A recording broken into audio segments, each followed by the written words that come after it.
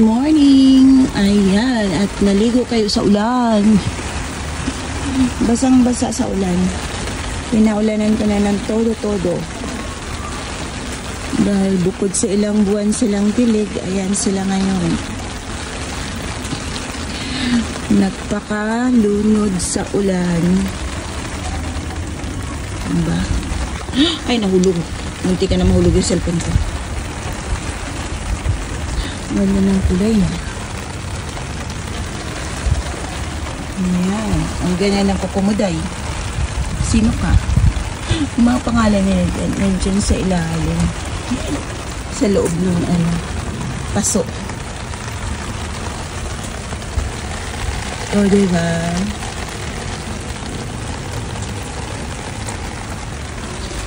Grabe. Ang gaganda ng kulay.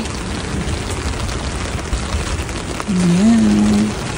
Si Lola. Hindi siya gaanong maganda, guys. Maraming pinagdaanan to sa buhay. Pero lumalaban. Hindi ba? Ayan, ayan. Ito ang ganda rin. Ayan, diba? Lagay ka. Lagay kita dito. Ayan. Pati si Baldi, ang ganyan ng kulay. Kakaiba talaga yung naibibigay na natuwa ba? Na ligaya? Ligaya ba? Yung saya. Saya ng mga halaman sa'yo. Grabe. Masayang masaya sila sa ulan. Lagot tayo dyan kapag nag-minus ulit. Patay tayo dyan. Ayan. Ito si Chroma. Ayan. Ang ganda ng kulay niya talaga. Yan lang ba ang na-proof ako? Mayulit sila. Ang ganda. Peach Pride. Ayan. Ang laki na rin niya. Diba? Pati yung dito sa ground, oh. Hala, sige. Inom ng tubig, guys. Inom lang kayo dyan. At sa tagal na hindi kayo nadiligan, ngayon lang ulit. Kasipsip ng madaming tubig. Ang gaganda. Sa loob ng winter, walang mga dilig sila. Ngayon lang ulit talagang babad, as in todong babad. Lagot tayo nito. Huwag naman magkaroon ng hindi magandang resulta. Hindi ba? Inom lang ng inom. Hanggang magpakabusog kayo sa tubig ulan. Yan. Dito din. Ayan. Ayan siya. Ito yung pinakananay.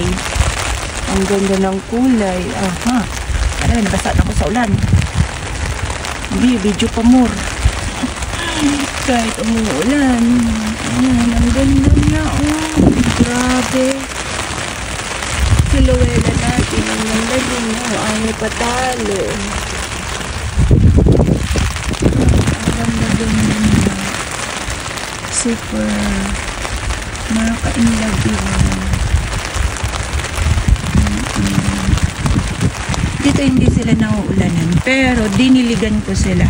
Yung mga alam kong mauulanan, last Sunday, nagdilig ako ng mga alam kong hindi mauulanan, hindi mababasa sa ulan, pero yung mga alam kong mabababad sa ulan, hindi ako nagdilig. Kaya todo-todo talagang pag-inom nila ngayon ng tubig ulan. Dahil matagal-tagal na hindi ko sila diniligan. Magdadalawang buwan kasi mga kalagitnaan ng December ko sila tinabunan, start ng tabon. Tuloy-tuloy na yun, guys. Wala na akong dilig-dilig. Hindi lang dilig, hindi ko na sila nabubuksan. Buti na lang hindi gaanong naglegi yung iba. Ang ganda na nito. Ayan. Yung basket natin, ang ganda. Ganda ng kulay. O, diba? Ito yung kabila. Ayan, ayan siya. Ang ganda niya. Ayan. Taka naman ako, ba't ang lapit-lapit? Ayan siya. Yung ating sirote. Ayan din, ang ganda. Ang ating si Fred Ives. Ayun. May balde din tayo rito. Ayan, ang ganda talaga ng kulay niya. Super number 1 na paka. Tawag nito. Siya ang napakatibay sa garden ko. Ayan. At ito rin, ang ganda niya. Picture frame yun, guys. Pero hindi ko ma-emphasize yung pagka-picture frame niya. Hindi ko maitayo. Ano na lang kapag medyo kumapit na masyado yung mga halaman na nandyan. Gawin na talaga nating picture frame yan. Diba?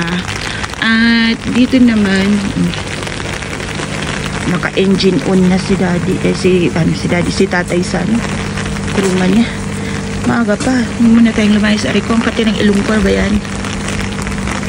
Ito ang wheelbarrow natin. Ayan. Babad din sa ulan. Ilabit natin ang ay, sorry. Ano ba yan? Ang hirap mag-video ng isang kamay. Ayan. Sige, inom lang kayo. Inom lang kayo.